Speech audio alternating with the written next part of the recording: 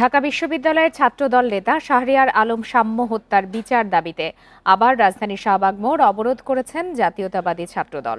3:30টার পর ছাত্রদলের নেতাকর্মীরা শাহবাগ মোড় অবরোধ করেন। দ্রুত বিচার না হলে ঢাকাসহ সারা বাংলাদেশ অচল করার হুঁশিয়ারি দিয়েছেন তারা। সেখানে ছাত্রদলের বিপুল সংখ্যক নেতাকর্মীরা অবস্থান করেন। এ সময় তারা বিভিন্ন স্লোগান দেন।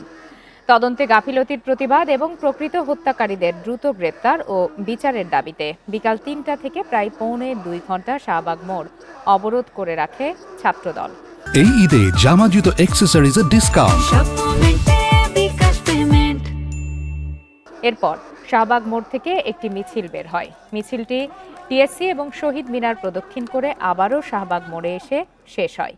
এর আগে দুপুরে ঢাবি শিক্ষার্থীরা সংবাদ সম্মেলন করে জানান, দ্রুত অপরাধীদের গ্রেপ্তার করা না হলে স্বরাষ্ট্র উপদেষ্টার কার্যালয় অভিমুখে লং মার্চ করা হবে।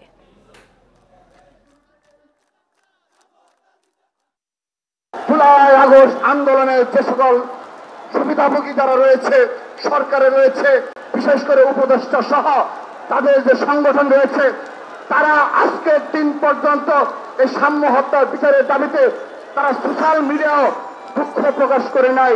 সাম্যের পরিবার তো পরের কথা, আমাদের পরের তো কথা। জানাজা নামাজটা পড়ার, সাম্যের জানাজা নামাজ পড়ার প্রয়োজন মনে করে নাই। এই কি জুলাই আগস্টের স্পিচ ছিল? আমরা তাদের ধিক্কার জানাচ্ছি।